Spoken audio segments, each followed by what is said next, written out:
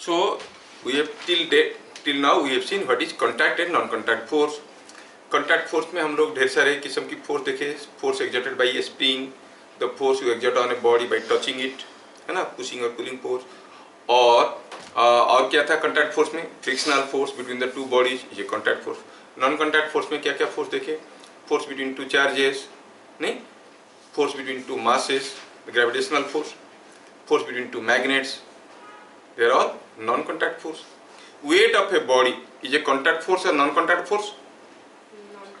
Non-contact force, because weight of a body is because of gravitational pull of earth, and earth हमें बिना छुए खींच रहा है. नहीं सर हम जमीन पे खड़े हैं इसलिए खींच रहा है, तुम जंप कर जाओगे तो खींच के नीचे लाता है ना, फिर मतलब इसे non-contact force. चलिए अब उसके बाद हम आज देखेंगे next force, what is balanced and unbalanced force. दोनों साइड से सेम अमाउंट ऑफ फोर्स. हाँ, balanced and unbalanced force.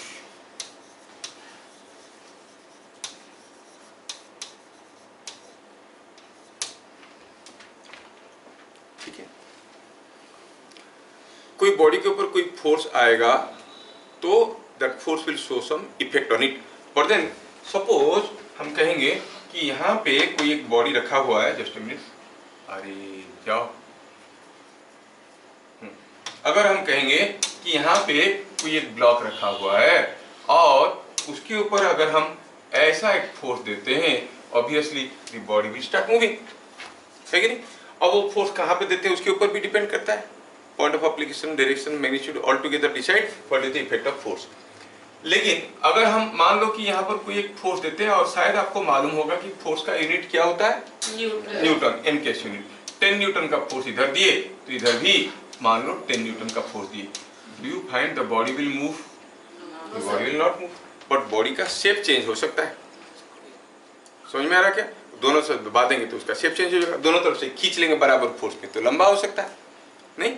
So by applying equal and opposite forces on a body, the net force on the body becomes zero.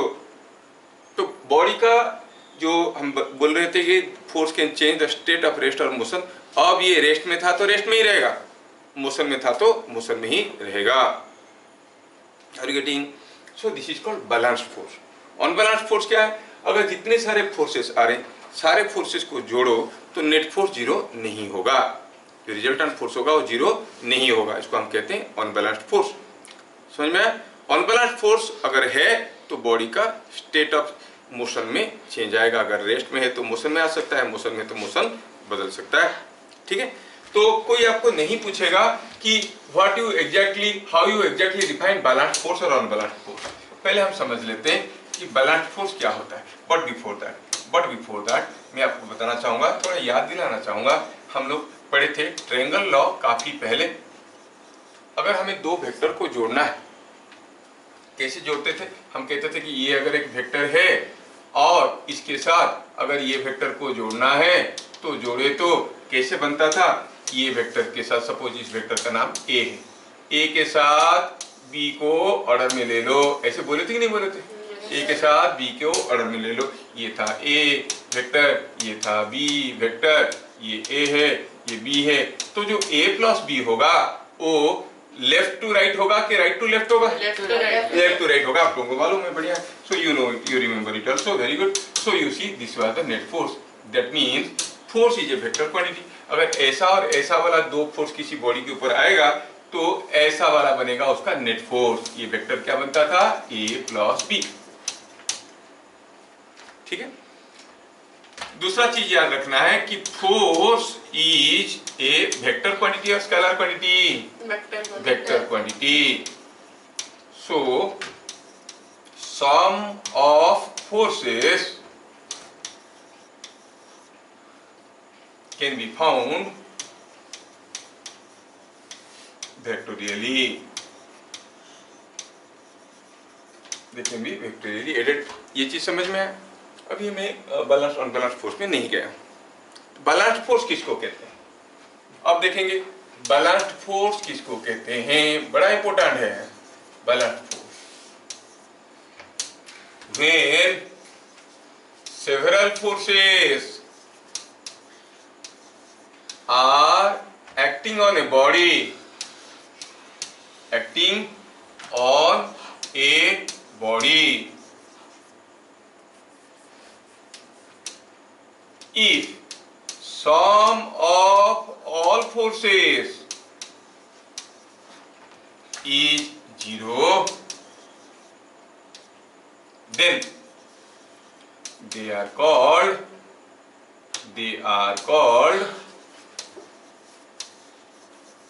क्या, balanced forces. क्या आपको मेरी बात समझ में आया? बैलेंस्ड फोर्स कब कहते हैं? If the sum of the forces is equal to 0, they are called balanced forces. Is it understood? मतलब इफ F1, F2, F3 ये सब वेक्टर्स है are acting on a body and F1 plus F2 plus F3 etc. is equal to 0, then these forces are together called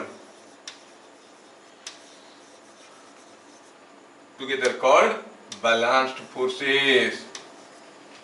क्या मेरी बात समझ में आया?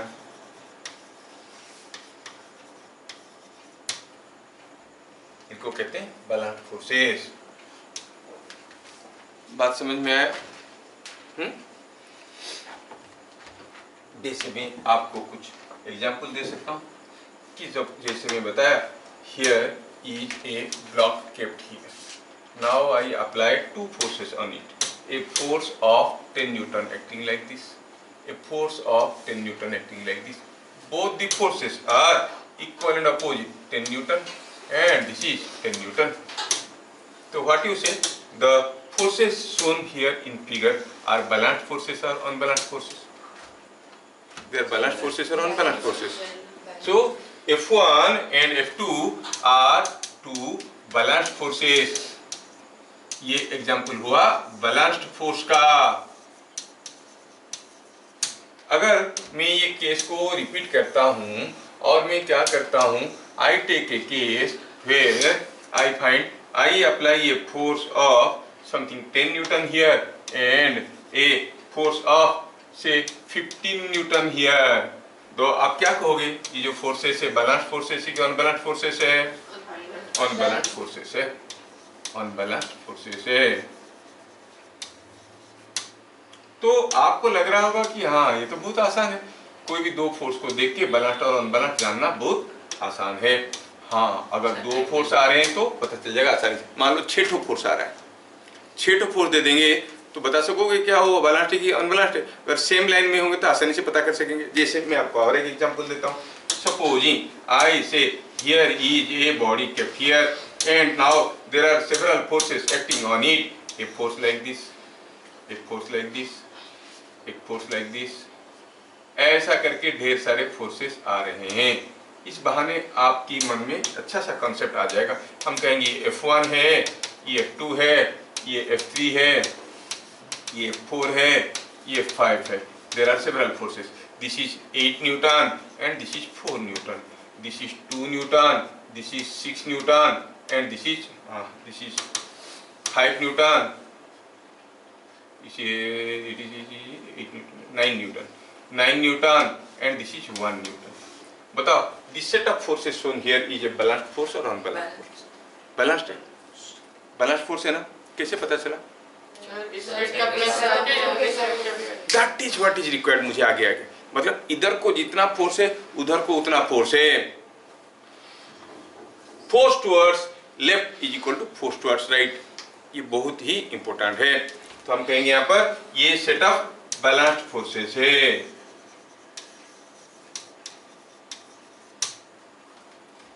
समझ में आया क्या? तो बैलेंस्ड फोर्स के बारे में हम लोग दो चीज देखें। क्या देखें? बैलेंस्ड फोर्सेस कब होता है? If vector sum of all forces is equal to 0 you call them balanced force. मैं धीरे धीरे जा रहा हूं लेकिन यही है मैकेनिक्स। बोले ये मैकेनिक्स इतना आसान है, आगे चल के पढ़ेंगे। Sigma F X is equal to 0, sigma F Y is equal to 0, ऐसे करके चीजें समेशन, सिग्मा का मतलब समेशन, पाई का मतलब प्रोडक्ट, ठीक है। तो बताएं आगे आगे, अभी कंफ्यूज मत करो। तो बैलेंस फोर्स जानने का दो प्रॉपर्टी हम लोग देख लिए। अगर सबका रिजल्टेंट 0 है, सम 0 है और दिस सम इज 0, तो हम इसको बैलेंस फोर्सेस कहेंगे। पॉइंट नंबर 3, ये दोनों को 1 2 नाम दे देते हैं। ये था 1, हम बैलेंस फोर्स की बात कर रहे हैं, ये था 1, ये था 2, and now we are going for number 3। अगर कोई बॉडी रेस्ट में है, उसके ऊपर एक सेट ऑफ बैलेंस्ड फोर्सेस आता है, तो मूव करेगा क्या?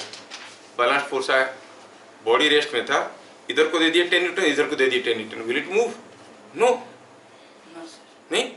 अच्छा, तो ये बड़ा इंपॉर्टेंट है। अगर ये पेन के ऊपर में दो ठो इक्वल, ये जो बॉक्स है, डब्बा है, इसके ऊपर दो इक्वल एंड अपोजिट अगर फोर्स दे दूंगा, ये नहीं चलेगा, है कि नहीं? इससे आपको ये भी मतलब समझ लेना चाहिए कि अगर मैं इधर से 10 न्यूटन दे रहा हूं, फिर भी ये नहीं चल रहा है, तो इधर से मैं कितना फोर्स दे रहा हूं? ये हाथ में दे रहा हूं 10 न्यूटन, राइट हैंड में कितना फोर्स दे रहा हूं? तो ये भी समझ में आना चाहिए कि the forces must be balanced, इसलिए रेस्ट में है ना। तो ठीक है, हम लोग धीरे धीरे उसमें जाएंगे, but before that will write if a body is in rest of motion and a set of balanced forces start acting on it,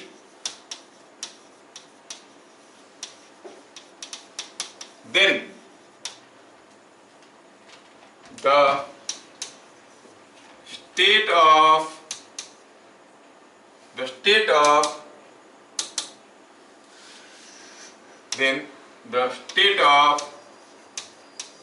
rest or motion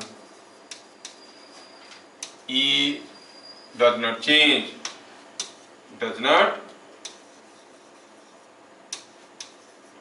state of rest or motion does not change। समझ में आया क्या? जो अगर की body rest में है, balanced, 5 to force आया, लेकिन दे आर ऑल बैलेंस्ड, तो बॉडी रेस्ट में रहेगा कि चलने लगेगा? रेस्ट में रहेगा। मोशन में है, 10 टू फोर्स आया, लेकिन दे आर बैलेंस्ड, तो जो मोशन था वही मोशन चलेगा। तो to change the state of rest और of motion, you need balanced force और अनबैलेंस्ड फोर्स। हो जाएगा न्यूटन्स लॉ में, as long as no external unbalanced force is applied, है ना। If a body is at rest, it remains at rest. That is what is Newton's law. What Newton told, that we are going to discover from our primitive, basic, crude knowledge. समझ में आ रहा है? तो यहाँ पर ये समझ में आया।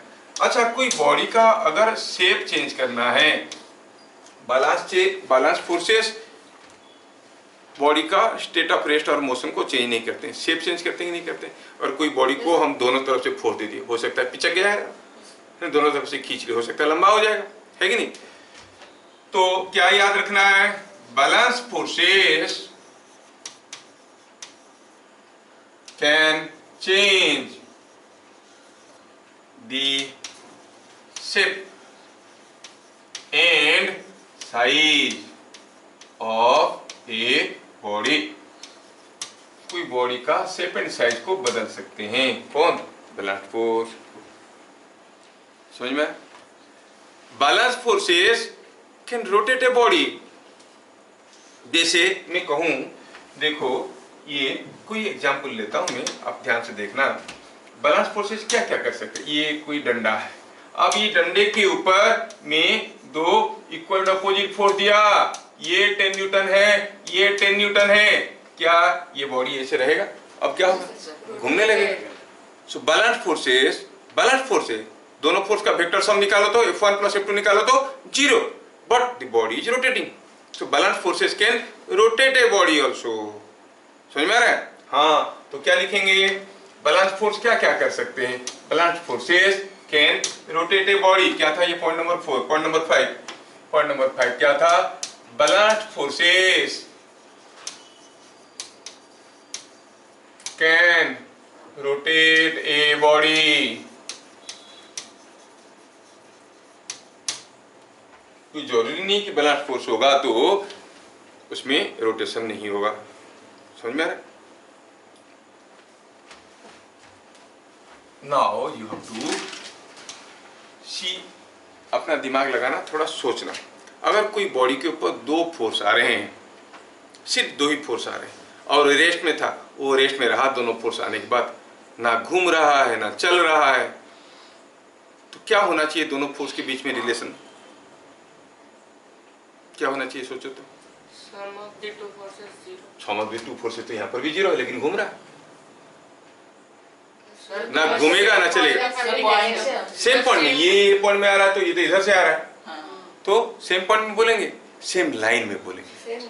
Yes, you discover the point. अगर दो फोर्स इक्वल एंड अपोजिट होने के साथ साथ सेम लाइन में है, their line of action is same, so they will neither create a translational motion nor they will create a rotational motion. कुछ भी नहीं होगा, वो एब्सोल्यूट रेस्ट में था तो रेस्ट में रहेगा।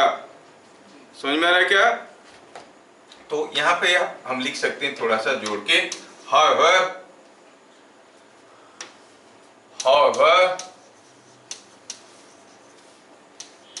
two equal and opposite forces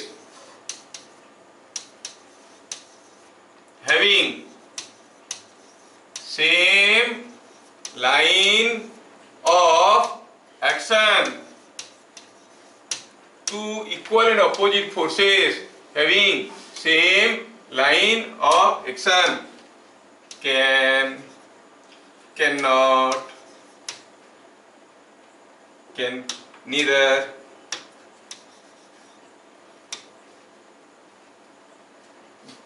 however two equal and opposite forces having same line of action acting on a body at rest, acting on a body at rest, on a body at rest, neither brings it to motion nor gives it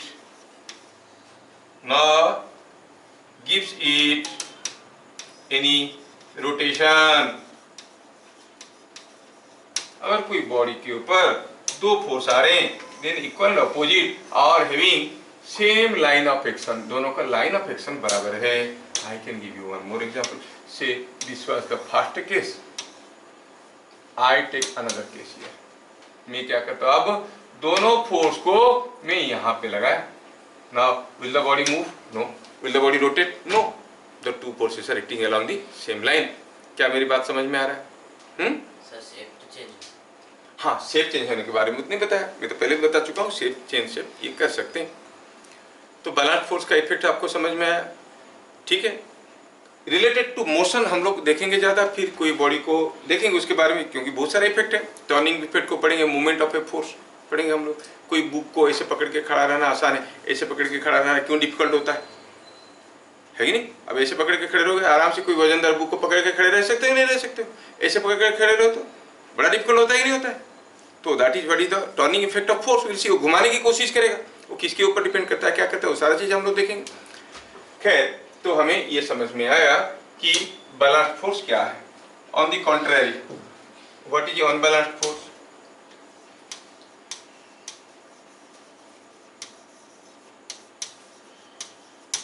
क्या क्या कर सकता है बताओ? अगर force balanced नहीं है, मतलब net force is not zero. Here vector sum of all forces acting on a body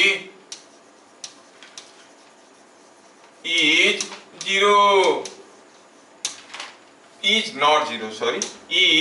not zero। तो ये हो गया अनबैलेंस्ड फोर्स। आप जो कहते हैं ना फोर्स कैन डू व्हाट, जो फोर्स की बात कर रहे हो वो अनबैलेंस्ड फोर्स की बात कर रहे हो। It can change the state of motion और change the state of rest और स्टेट ऑफ मोशन। समझ में आया? तो क्या लिखेंगे पॉइंट नंबर 2 में? It can change state of rest और मोशन। क्या ये कोई बॉडी का शेप चेंज कर सकता है? No sir. नहीं कर सकता है। कोई बॉल रखा है, आप एक तरफ से ढकेलोगे, दब जाएगा ही ना बॉल। दोनों तरफ नहीं करने से भी, मान लो कि रबर का बॉल है, जैसे आप पुश करोगे उसका शेप ऐसे पुश करके आगे ले जाओगे तो उसका शेप ऐसे हो जाएगा ही नहीं हो जाएगा जहां पर पुश कर रहे हो। So it can change the shape of the body also. वो सारा काम कर सकता है जो अनबैलेंस्ड फोर्स कर रहा है। जो बैलेंस्ड फोर्स जो कर रहा है सारा काम ये कर सकता है। In addition to that it can change the state of rest और मोशन। तो बेसिक डिफरेंस दोनों के बीच में क्या हुआ? जो बैलेंस्ड फोर्स है it can not change the state of rest और ऑफ मोशन, जबकि इसमें it can change the state of rest और ऑफ मोशन। क्या बात समझ में आ रहा है? अनबैलेंस्ड फोर्स और बैलेंस्ड फोर्स जानने का सबसे आसान तरीका है, balanced force can not change the state of rest और मोशन ऑफ ए बॉडी, जबकि अनबैलेंस्ड फोर्स कैन चेंज। बाकी बैलेंस्ड फोर्स जो सारा चीज करता था ये सारा चीज ये भी कर सकता है। क्या बात समझ में आ रहा है ना? तो हम कहेंगे कि ये बैलेंस्ड फोर्स है, तो it can do all or it can show all effects, it can show all other effects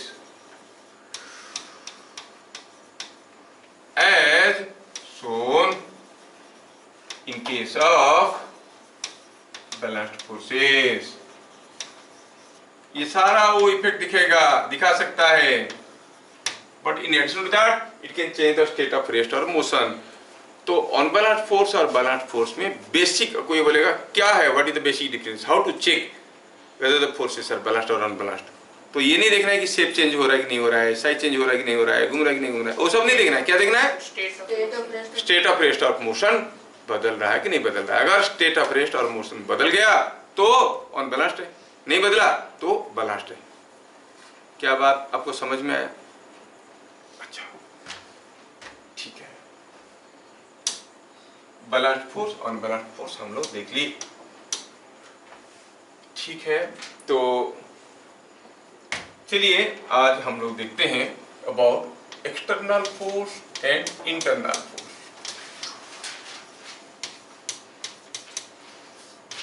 ये क्या होता है? एक्सटर्नल फोर्स और इंटरनल फोर्स। कितना सारा एडजेक्टिव हम लोग देख रहे हैं ना। पहले देखिए कॉन्टैक्ट नॉन कॉन्टैक्ट, फिर देखिए बैलेंस्ड अनबैलेंस्ड, फिर देख रहे हैं एक्सटर्नल इंटरनल। क्या है ये? बड़ा इंपॉर्टेंट है। अब न्यूटन्स फर्स्ट लॉ पढ़ोगे, क्या किसी को याद है न्यूटन्स फर्स्ट लॉ तुम्हें से? बोल बेटा, आयुष बोलो। If a body is in a state of rest or motion, if any external force is not only external, external unbalanced, वो सारा एडजेक्टिव वहीं पे यूज है। मिस कर जाओगे मार्क कट जाएगा। As long as no external unbalanced force is applied, एक भी एडजेक्टिव छोड़ दोगे गड़बड़ हो जाएगा। समझ में आ रहा है? क्योंकि न्यूटन फर्स्ट लॉ कहता है कि कोई चीज अगर रखा है, जब तक उसके ऊपर कोई एक्सटर्नल अनबैलेंस्ड फोर्स नहीं दोगे वो वहीं पड़ा रहेगा। वो तो सबको मालूम है ना? सबको मालूम है कि नहीं? छोटे बच्चे को भी मालूम है। तो न्यूटन क्या खाक बोल दिया इसमें? हम लोग बहुत इसको इजीली ले लिए, बड़ा पावरफुल लॉ है। जाएंगे जब न्यूटन लॉ पे तब हम लोग डिस्कशन करेंगे क्या है, कैसे होता है इस केस में। इतना सिंपल चीज को बोल के न्यूटन क्यों महान हो गए। कोई चीज रखा है, जब तक धक्का नहीं दोगे नहीं चलेगा। अरे जो स्कूल कभी नहीं गया उसको भी मालूम है कि नहीं? हम बोलते हैं हमको मालूम है, क्यों? न्यूटन बोले थे। न्यूटन क्या बोलेंगे, है नहीं? अगर इतना आसानी से लॉ बनता तो हम भी बनाते अपने नाम से, शुभांग के नाम से बनता। क्या एसी चलने से ठंडा लगता है नहीं? रास्ते में चलते वक्त पाँव आगे चलता है, ऐसे सोते वक्त आंख बंद हो जाता है, मेरा लॉ है कि नहीं? इतना आसान नहीं है। वो लॉ में कुछ है जो हम लोग कभी डिस्कवर नहीं किए, ऊपर ऊपर से जा रहे तो ऐसे लग रहा है। खैर जब न्यूटन फर्स्ट लॉ आएगा तब हम लोग देखेंगे कि कितने हम लोग कितने हल्के में ले लिए न्यूटन लॉ। और पूरा वर्ल्ड न्यूटन लॉ पढ़ रहा है। हम बोले ये चीज रखा है, जब तक धक्का नहीं देंगे ये नहीं चलेगा। कौन बोले थे? न्यूटन। तो बोले अरे न्यूटन जैसा साइंटिस्ट यही सब बोल के बड़ा हो गया क्या है? नहीं देखेंगे तब न्यूटन लॉ आएगा, देखेंगे। लेकिन हम जैसे अभी वो बताया, आयुष ने बताया कि as long as no external unbalanced force is applied, तो मैं आपको समझाने की कोशिश कर रहा हूँ एक्सटर्नल का मतलब क्या है, इंटरनल का मतलब क्या है, why as long as no external force is applied, why internal नहीं लिखा है वहाँ पे, तो समझाने के लिए मुझे बताना पड़ेगा ना। अब बोलोगे sir why loss as external force, why not internal force, तो मुझे समझाना पड़ेगा। तो इसलिए पहले मैं समझाता हूँ कि what is external force, what is internal force, what is contact force, non contact force, electromagnetic force, gravitational force, categorise करके बताया कि नहीं बताया। हाँ, तो अब एक्सटर्नल इंटरनल फोर्स को देखो। हम जानते हैं कि कोई भी एक फोर्स को, for any force to come into play, ये कोई एक ब्लॉक रखा हुआ है, ये कोई एक ब्लॉक रखा हुआ है, ये ब्लॉक के बारे में हम लोग डिस्कशन कर रहे हैं। अब सोचो ये ब्लॉक यहाँ पे रखा हुआ है, यहाँ पे है कोई पहलवान, ये पहलवान ऐसा, ये अभी पुश कर रहा है, तो यहाँ पर ये हो गया आपका ऑब्जेक्ट, ये हो गया आपका ऑब्जेक्ट वन जिसके ऊपर फोर्स आ रहा है, ये हो गया एजेंट। ये सब चीजें हम लोग प्रीवियस क्लास में डिस्कशन कर चुके हैं। तो कोई for any force to come in to play you always need an agent and an object. Agent object के ऊपर फोर्स लगाएगा, है कि नहीं। फाइन, नाउ यू सी, जिस ऑब्जेक्ट के ऊपर फोर्स लग रहा है, हर एक ऑब्जेक्ट जिसके ऊपर आप फोर्स लगा रहे हो उसका अपना बाउंड्री तो होगा, है कि नहीं। कोई भी बॉडी ले लो, उसका एक अपना बाउंड्री है, जैसे ये ऑब्जेक्ट का ये बाउंड्री है। और जो एजेंट है अगर वो बाउंड्री से बाहर है, एजेंट कहाँ है, बाउंड्री से बाहर, तो जो फोर्स लगाएगा उसको कहेंगे एक्सटर्नल फोर्स। सिंपल सा नाम है, इससे कितना मतलब निकल जाता है आगे चल के देखेंगे। तो इसमें कहेंगे एक्सटर्नल फोर्स, कब कहेंगे, when the agent is outside the boundary. So external force किसको कहेंगे, when agent is outside the object, the force exerted by agent is called क्या, कौन सा फोर्स कहेंगे, एक्सटर्नल फोर्स। क्या बात समझ में आया। एक्सटर्नल फोर्स किसको कहते हैं, when the agent who is applying the force is outside the object। मतलब कितना सिंपल डेफिनेशन है कि नहीं, लेकिन बड़ा खतरनाक है, इसको रिकॉग्नाइज करना बड़ा मुश्किल हो जाता है ना। अब सोचो तो ये जो एजेंट जो फोर्स दे रहा है, ये फोर्स अभी एक आदमी इसको ढकेल रहा है, ये फोर्स अगर हम कहेंगे ये जो फोर्स है ये एक बैलेंस्ड फोर्स है कि अनबैलेंस्ड फोर्स है, कैसे पता चला, क्योंकि sum of the forces has to be zero. अगर एक ही फोर्स है तो किसके साथ जोड़ोगे, तो ये अनबैलेंस्ड फोर्स हो गया नहीं। तो आप कहेंगे एक्सटर्नल फोर्स अभी ये अनबैलेंस्ड है। मान लो कि इधर से भी एक आदमी पुश कर रहा है, तो एक्सटर्नल फोर्स बैलेंस भी हो गया, हो सकता है, एक्सटर्नल फोर्स अनबैलेंस्ड भी हो सकता है, एक्सटर्नल फोर्स बैलेंस्ड भी हो सकता है। सो इट कैन बी, और नंबर 2 में external force can be balanced or unbalanced।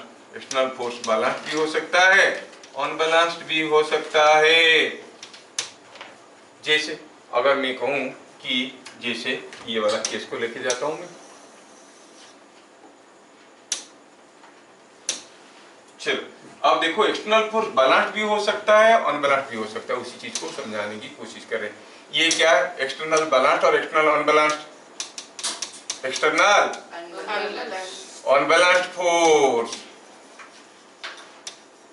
Suppose ये दे रहा है कुछ 10 न्यूटन का फोर्स इसके ऊपर, इसको थोड़ा एक करते हैं काम, इसको थोड़ा खींच लेते हैं पीछे, यही तो आदमी चल पीछे।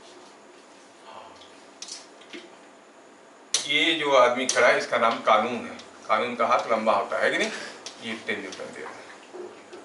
अभी अगर मैं यही चीज को दोबारा ड्रॉ करने की कोशिश करता हूँ, आई ब्रिंग इट हियर, ये जो आदमी इधर था इसको मैं क्या करता हूँ, थोड़ा सा ऐसे लेता हूँ, इसको कॉपी करके ले आता हूँ नीचे। अब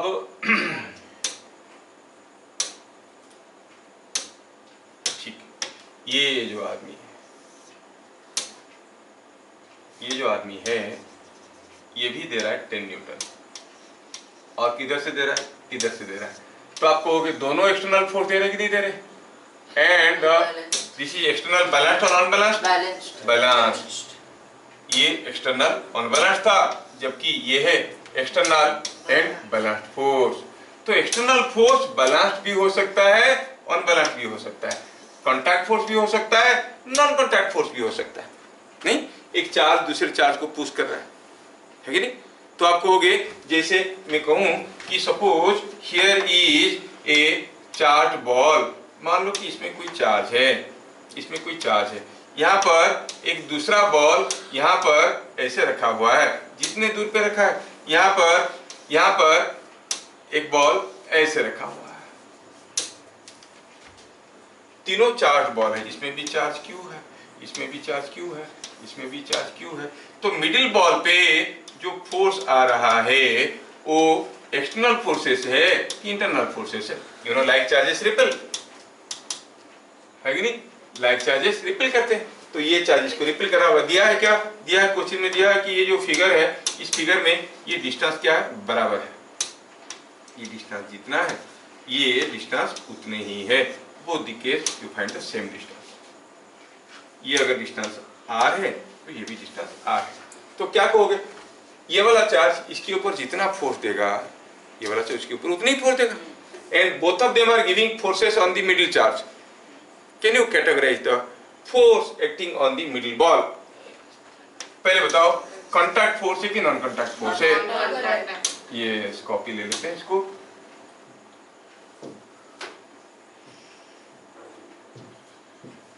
तो एग्जाम्पल में लिख रहे हैं, forces on middle ball. Middle ball को किसी जमीन पे रखा गया है, ग्राउंड पे रखा गया है, ऐसे रखा गया है, या अभी ये उसके ऊपर फोर्स आ रहा है। तो आप कहेंगे force on the middle ball is external और इंटरनल? एक्सटर्नल। बैलेंस्ड और अनबैलेंस्ड? क्योंकि दोनों फोर्स बराबर दे रहा है ना, ये भी इसको ढकेल रहा होगा इधर को, तो ये भी ढकेल रहा होगा इधर को, है कि नहीं। तो force on the middle ball are balanced और अनबैलेंस्ड? बैलेंस्ड। कॉन्टैक्ट फोर्स और non contact force? Non contact external balanced force. क्या बात समझ में आ रहा है ना। If I change the case, ये केस था 1 और suppose I go for a second case. I make a small change in the system. Try to understand and please focus on what I am saying. मैं इतना minutely क्यों जा रहा हूँ, आगे चल के कंफ्यूजन ना हो जाए आपको। यहाँ पर I repeat the same case again. ये तो पहला केस था, पहला केस में थोड़ा सा इसको इधर ले आए। अब दूसरा केस में मैं क्या कर रहा हूं, ये पूरा चीज को दोबारा रिपीट कर रहा हूं, बट विथ डिफरेंस। क्या डिफरेंस है, अब जो मिडिल वाला बॉल है वो ये जो बॉल है ये नेगेटिव चार्ज है, ये नेगेटिव चार्ज है। Now tell me how you say the force on the middle ball? What you say about the force on the middle ball? Force on the middle ball, force on the middle ball क्या होगा bit A में, contact force और non contact force? Non contact force. External और internal? External. क्योंकि बाहर से आ रहे हैं, दोनों बाहर से दे रहे हैं, तो एक्सटर्नल। बैलेंस्ड और अनबैलेंस्ड? अनबैलेंस्ड। क्यों? क्योंकि ये नेगेटिव चार्ज इसको अट्रैक्ट कर रहा है, पॉजिटिव चार्ज इसको रिपेल कर रहा है, both the forces are in the same direction. Are you getting? So it is external unbalanced. तीसरा पॉइंट क्या हो गया, अनबैलेंस्ड। सी में लिखेंगे। सो क्या मेरी बात आपको समझ में आ रहा है? बस ये सारा एग्जांपल के थ्रू से मैं आपको बताना चाह रहा था कि जो एक्सटर्नल फोर्स है, it may be a balanced force, may be a unbalanced force. ठीक है, व्हाट इज इंटरनल फोर्स? तो from the definition of external force you can easily guess what is the internal force. When the object is outside, the agent is outside the object, agent is outside the object, the force exerted by agent is called external force. ध्यान से देखना, यहाँ पर एक बहुत ही important चीज आपको मैं बताने जा रहा हूँ, not written in any of your books, but that is the main clue behind mechanics. ठीक है, तो क्या आप मुझे इंटरनल फोर्स का डिफिनेशन दे सकते हो? क्या कहेंगे? When agent is inside the object. Agent is inside the object, it is an internal force of the system. The force exerted by this will be internal force. तो सीधे क्योंकि आपको समझ में आ गया, तो यहाँ पर हम लोग एक्सटर्नल फोर्स की बात किए थे, it was called an external force, इसकी बात किए थे। अब हम इंटरनल फोर्स की बात करना चाहते हैं, तो इसके लिए मैं क्या करता हूँ, ये पूरा चीज को उठा के क्या करता हूँ, और एक काम करता हूँ, यहाँ पर इसको हेडिंग दे देते हैं एक्सटर्नल फोर्स।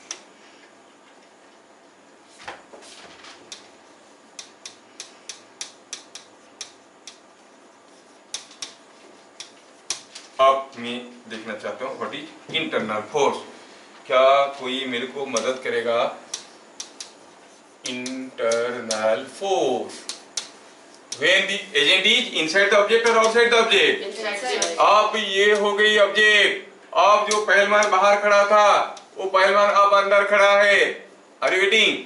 और ये पुश कर रहा है, आर यू गेटिंग? थोड़ा गंदा सा पहलवान हो गया, अच्छा लगे। चलो, ये जो पहलवान है, ही इज गिविंग इंटरनल फोर्स और एक्सटर्नल फोर्स? Internal force. तो क्या लिखेंगे? When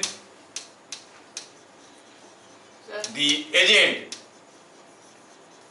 applying force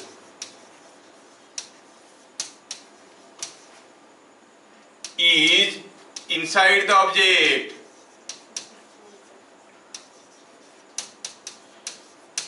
inside the object, the force exerted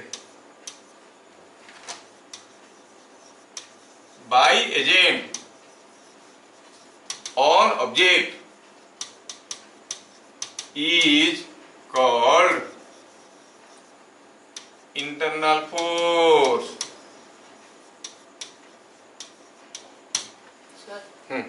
internal force हमेशा पुश ही होता है, पुल नहीं हो सकता। क्यों नहीं हो सकता? यहाँ पर कोई रस्सी लगा है, खींच रहा है, ये भी तो हो सकता। तो मूव नहीं करेगा। अब भी मूव कर रहा है क्या? Sitting inside a car, if you push the car will it move?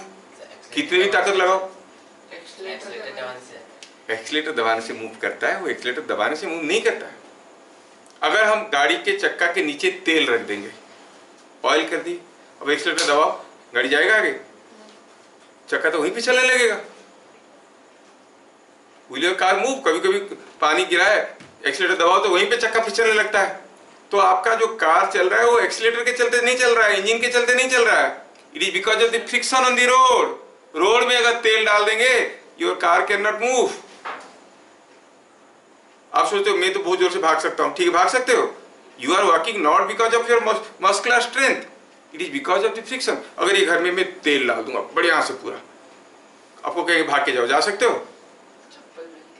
चप्पल पहन के चप्पल खाएगा, तुम्हें क्या बोला तो समझेगे। चप्पल के नीचे भी अगर तेल डाल देंगे इतना ज्यादा कि कोई फ्रिक्शन नहीं है, can you move? You can not move, है कि नहीं? तो मूव नहीं कर सकते। क्यों? When we are moving, it is not because of my own muscular strength, it is because of the friction. Friction available होगा तो भाग नहीं सकते।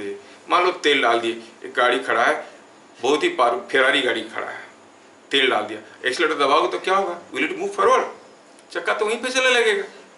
सो कहने का मतलब है गाड़ी का इंजन जो फोर्स दे रहा है गाड़ी पे, वो इंटरनल फोर्स हुआ कि एक्सटर्नल फोर्स हुआ?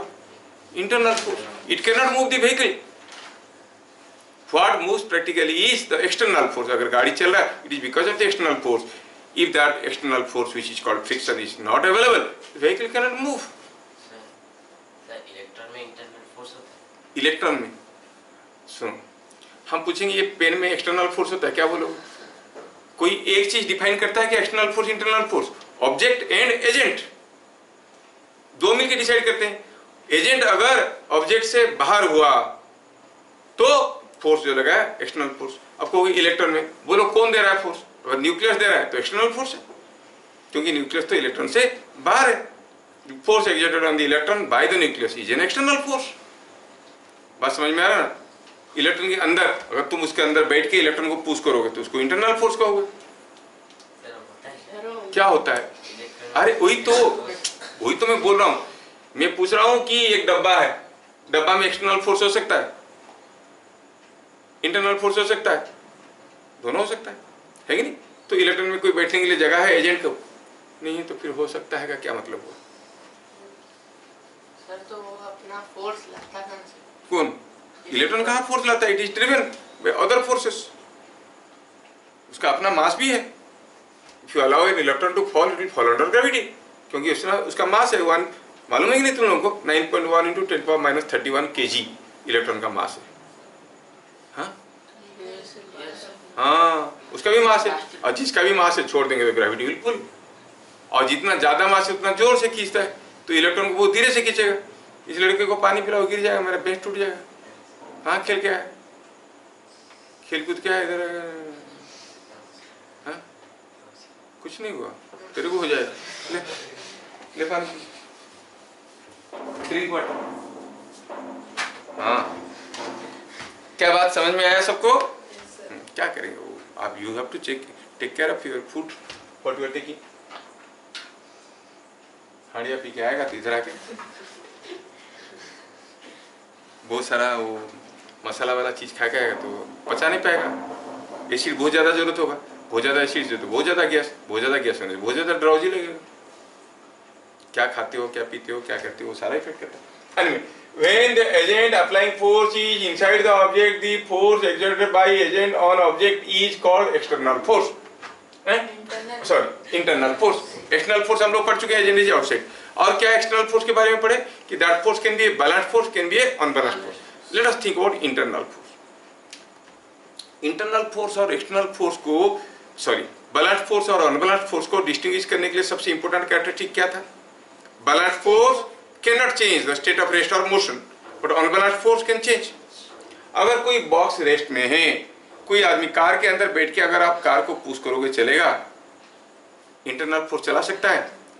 मतलब जो फोर्स है उसको कौन से कैटेगरी में ले में, बैलेंस्ड की अनबैलेंस्ड? लेकिन कार के बाहर खड़े होकर धक्का देते तो चलता है? चलता ही नहीं चलता है। Yes, sir. अब इंटरनल फोर्स बैलेंस्ड फोर्स कैसे हुआ? हाँ, पता चला क्योंकि by internal force you can not move a body. But then think, हो क्या रहा है? जब इस डब्बे को ये आदमी पुश कर रहा है, यहाँ पे ये आदमी पुश कर रहा है ना, by his leg, is he not pushing the floor in this direction? नीचे कार्डबोर्ड हुआ।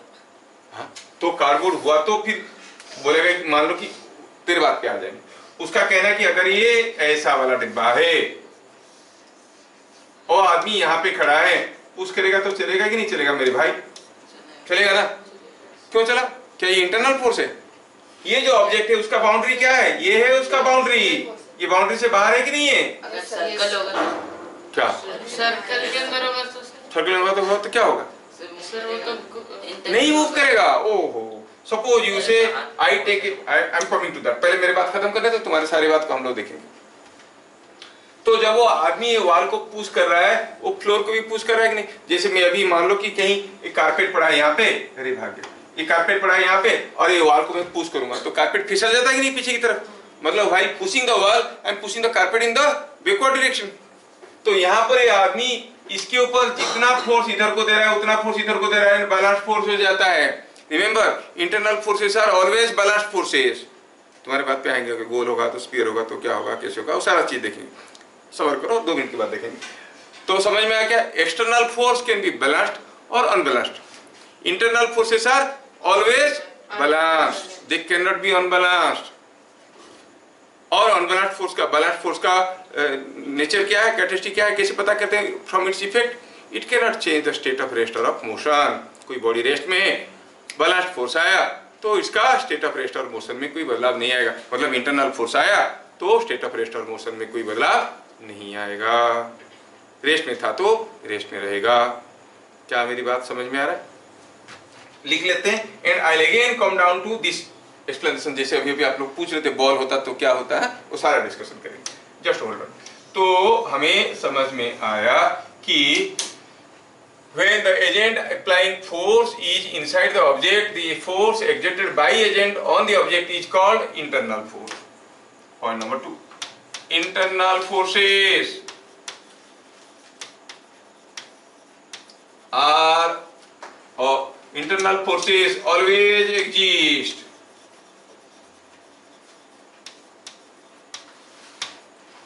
ऑलवेज एग्जिस्ट एज और always exist in pairs of balanced forces. क्या बात समझ में आया? समझ में आया? Can internal force acting on a body bring it to motion if it is earlier at rest? No, because they are always forming in pair of balanced forces. Internal forces cannot bring a body to motion from rest. समझ में आया? तो हम कहेंगे so internal force cannot change. Internal forces cannot change the state of rest or motion. क्या बात समझ में आया?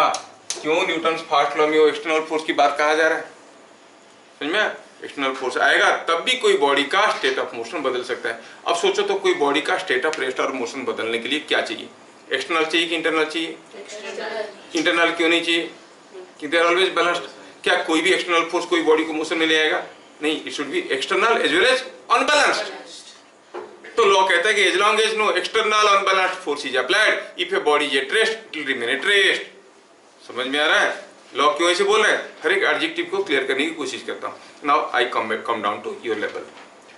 आपने कहा कोई केस में, इस केस में ये आदमी इसके अंदर खड़ा था, अब ये आदमी इसको पुश किया तो ये बॉक्स चलेगा क्या? नहीं चलेगा। वही इंटरनल फोर्सेस आर बैलेंस्ड। कोई बोला कि नहीं नीचे का ढक्कन निकाल देते हैं, चलिए नीचे का ढक्कन निकाल दिए, ये हो गया डब्बा। इस डब्बे के अंदर आदमी यहाँ पे खड़ा है, अब ये जब ये बॉक्स को पुश करेगा चलेगा कि नहीं चलेगा? चलेगा, लेकिन क्योंकि ये जो फोर्स दे रहा है वो एक्सटर्नल फोर्स है कि इंटरनल फोर्स है? कैसे?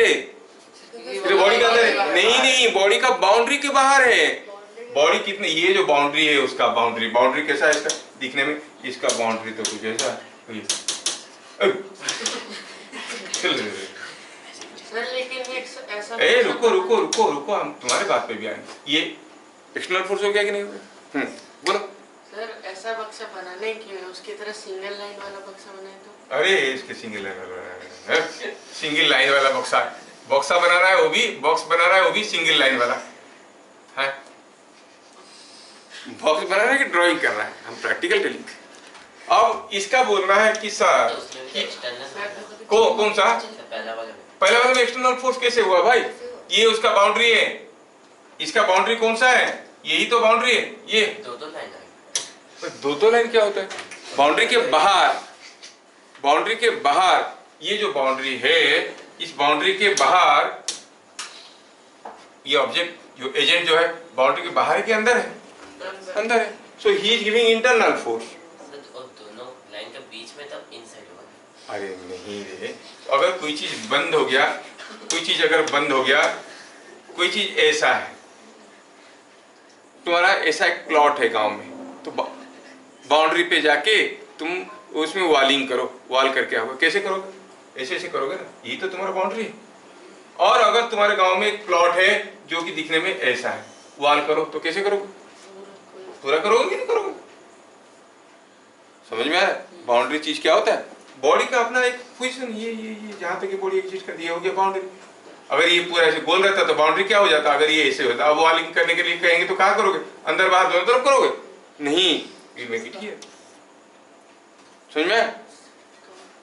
अरे गेटिंग? तो बॉडी के बाउंड्री के बाहर है तो हम कहेंगे एक्सटर्नल फोर्स कौन? एजेंट।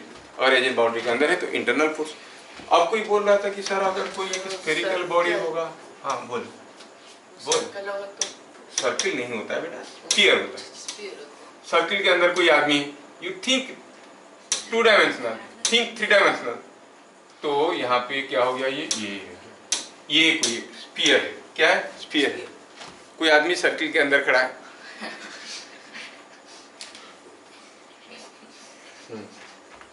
कभी कभी मेरे दिल में ख्याल आता है, ऐसे लोग मुझे मिल जाए तो कैसे मारना चाहिए उनको, दौड़ा के कि खड़ा करके। अब क्या हुआ? अब यहाँ पे अगर कोई आदमी खड़े होके पुश कर रहा है भैया, सोचो क्या ये बॉल मूव करेगा? हाँ या ना? सोचो, आदमी को मारो गोली, इसके अंदर हम एक कीड़ा रख देते हैं, मैं इसके अंदर एक कीड़ा रख दिया, ये कीड़ा इसके अंदर है, जब ये कीड़ा चलेगा क्या होगा? Will the ball move? What do you think? जब ये कीड़ा इसके अंदर चलेगा, ये बॉल चलेगा कि नहीं चलेगा? चलेगा ना? आप देखोगे बॉल जो कीड़ा चल रहा है वो अगर चल रहा है, it is not because of the effect of the कीड़ा, ये कीड़े के लिए नहीं चल रहा है, ये फ्रिक्शन के लिए चल रहा है। To your surprise you will see, अगर इस बॉल में हम कीड़ा को छोड़ देते हैं, जैसे कीड़ा इधर चढ़ने लगेगा ये बॉल ऐसे घूमने की कोशिश करेगा, ये बॉल ऐसे घूमने की कोशिश करेगा, तो लोअर हिस्सा पीछे घूमने की कोशिश करेगा, तो उसके ऊपर फ्रिक्शन आगे की तरफ आने की कोशिश करेगा। तो जैसे ये बॉल इधर चढ़ेगा, जैसे आप मान लो कि यहाँ पर चढ़ जाओगे, क्या होगा? Gravity will pull you. अगर इसको आप ये कीड़ा यहाँ पे पकड़ के रखेगा तो ग्रेविटी पुल करेगा, तो ये घूम जाएगा कि नहीं घूम जाएगा? घूम जाएगा। मतलब निचला हिस्सा पीछे की तरफ स्लाइड करेगा कि आगे की तरफ स्लाइड करेगा?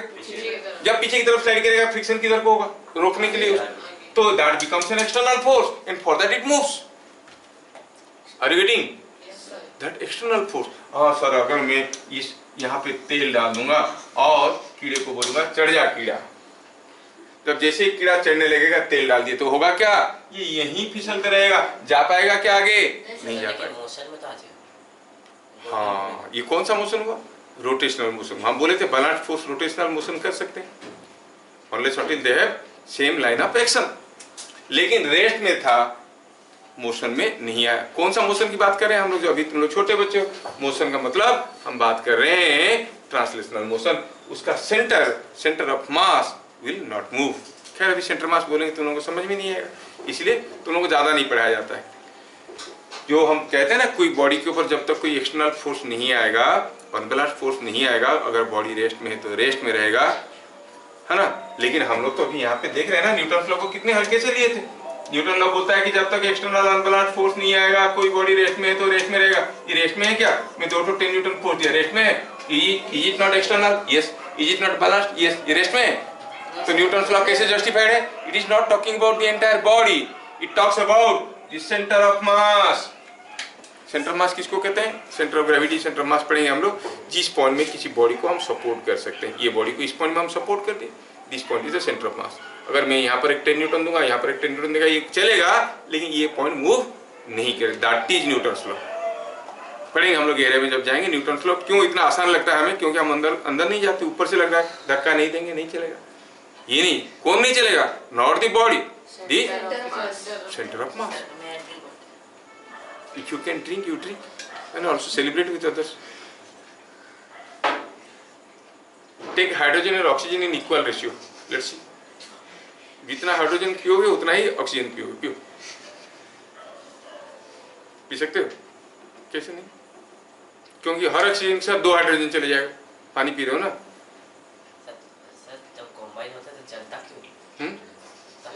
जलता क्यों नहीं? कौन जलता है? हाइड्रोजन और ऑक्सीजन कंबाइन का वाटर क्यों होता है? जलता क्यों नहीं हाइड्रोजन? जलता क्यों नहीं? किसी को किसी के साथ जोड़ दोगे जल जाएगा क्या?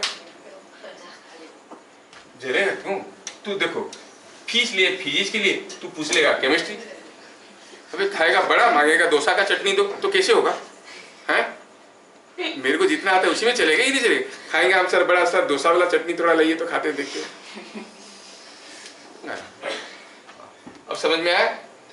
बस जलता क्यों नहीं है हाइड्रोजन ऑक्सीजन? मेरे को थोड़ी मालूम है, मेरे को जो मालूम है उसमें मेरा रोजी रोटी चल रहा है। देख, हाँ, तो क्या बात कर रहे थे हम लोग? चलिए ठीक है, बता देंगे कभी फुर्सत में, अभी नहीं। तो what you understand here, you find internal forces can not move a body. Now let us make it more typical, थोड़ा और डिफिकल्ट बना देते हैं। तुम लोग पूछ रहे हो तो मैं बना देता हूँ। हाँ, टाइम भी तो हो गया और कुछ एक्स्ट्रा नहीं पढ़ा सकते। सोचो सोचो सोचो कि ये कोई एक ट्रक है, ये ट्रक है, ये उसका व्हील्स है, ये ड्राइवर है, यहाँ पे बैठा हुआ है, सब कुछ ऐसा है। यहाँ पे कोई आदमी ऐसे खड़ा था, पुश कर रहा है। बताओ ये आदमी एक्सटर्नल फोर्स दे रहा है कि इंटरनल फोर्स? एक्सटर्नल। कि ट्रक का बाउंड्री के बाहर से है ही नहीं। क्या ये बॉडी मूव करेगा? मूव करेगा? सोचो, जब वो ट्रक को पुश कर रहा है, क्या अपनी पाँव से ट्रक को पीछे पुश नहीं कर रहा है? कर रहा है ना? तो व्हाट यू से, it is external balanced force, है कि नहीं? अच्छा, तो ये जो आदमी अभी जो फोर्स दे रहा है ट्रक के ऊपर, वो क्या हो गया? External balanced force.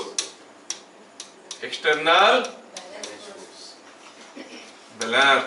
सपोज हम कहेंगे कि यही आदमी इसी ट्रक पे खड़े होके ऐसे ही नौटंकी कर रहा था, अब हमने क्या किया? ट्रक के ऊपर ढक्कन लगा दिया। लगा सकते हैं? अब ये एक्सटर्नल फोर्स बन गया कि इंटरनल फोर्स? सेम आदमी सेम फोर्स, उसको मालूम ही नहीं उसका फोर्स कब एक्सटर्नल से, क्योंकि बाउंड्री के अंदर आ गया। इसको क्या कहोगे आप? इंटरनल। तो दोनों ही केस में ये बॉस मूव, ट्रक मूव नहीं करेगा। It will be internal balanced force. Internal force तो ऑलवेज बैलेंस्ड होता है। एक्सटर्नल फोर्स बैलेंस्ड हो भी सकता है, नहीं भी बैलेंस्ड हो सकता है ये? अच्छा, ये आदमी अगर कुछ मान लो कि आदमी को भूल जाओ, मैं केस बदल देता हूं। सपोज ये है वो ट्रक जिसमें कोई सुपरमैन आके पुश कर रहा है। ये है वो सुपरमैन, ठीक है ना?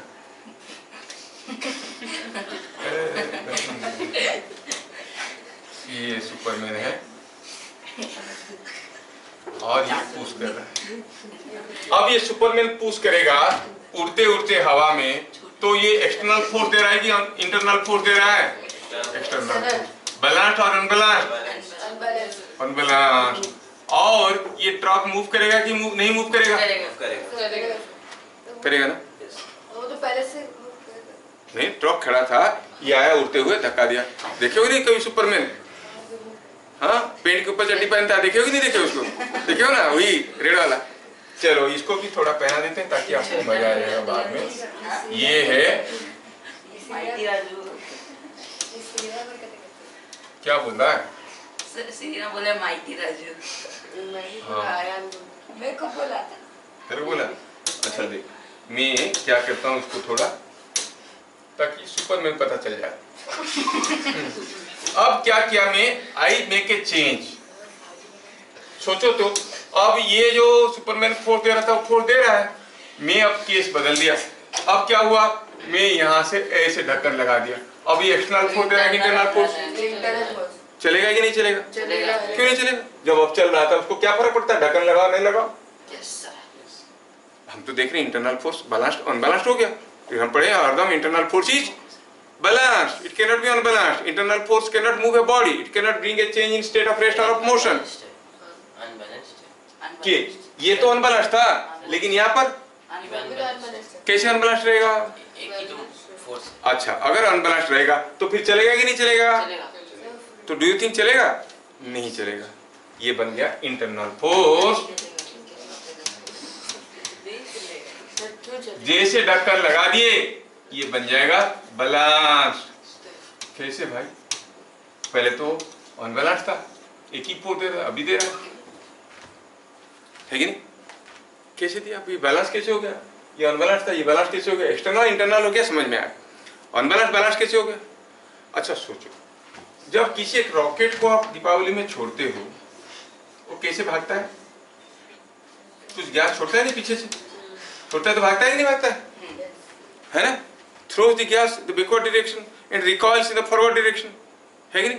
तो ये आदमी जो उड़ रहा है कुछ तो छोड़ रहा है।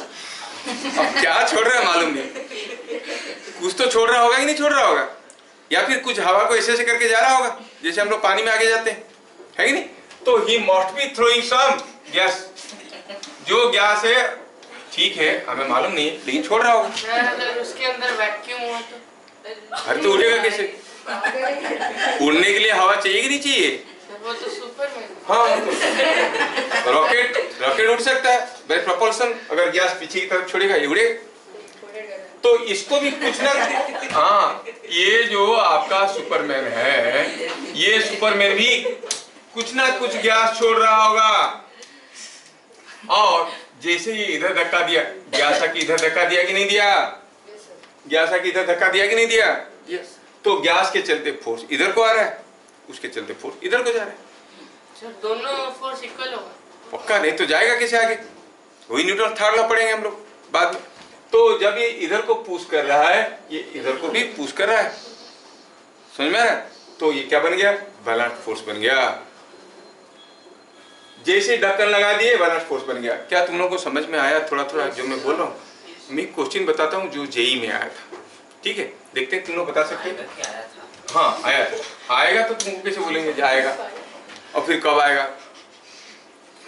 चलो तुम लोग सोच के बताना, इस केस में सोच के बताना।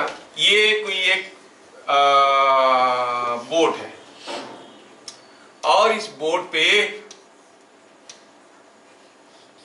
टेबल फैन लगा है, ठीक है? And I repeat the same case. ये एक बोट है और यहाँ पर एक सेल लगा है। Sail, you understand? पर्दा लगा रहता है, हवा लगेगा तो चलता है ना? ये बोट ए है, ये बोट बी है। अगर ये पंखा घूमने लगेगा तो क्या होगा? जैसे रॉकेट हवा पीछे की तरफ छोड़ता है गैस, तो आगे भागता है। पंखा अगर पीछे की तरफ छोड़ेगा, सॉरी इधर को छोड़ेगा हवा, तो पीछे जाने की कोशिश करेगा कि नहीं करेगा? और इसके साथ लगा हुआ है तो क्या होगा? बोट भी मूव करेगा, प्रोपल्सन है कि नहीं? सिंपली हवा पीछे की तरफ छोड़ के वो भाग सकता है। आपको बताना है कि दोनों केस में से कौन सा केस में बोट ज्यादा स्पीड में मूव करेगा। With the sail connected here, पर्दा लगा है, और दूसरा केस में सेल नॉट कनेक्टेड। ये in which case boat moves faster? Sir A sir क्योंकि बी में हवा ब्लॉक हो क्योंकि जैसे ये इधर हवा छोड़ रहा है, इसके ऊपर फोर्स किधर को आ रहा है? ऐसे। और हवा आके टकराया तो फोर्स कैसे दिया? ऐसे। Are not the two forces opposing each other? They are balancing each other, almost balancing. So this will not move or move very slowly.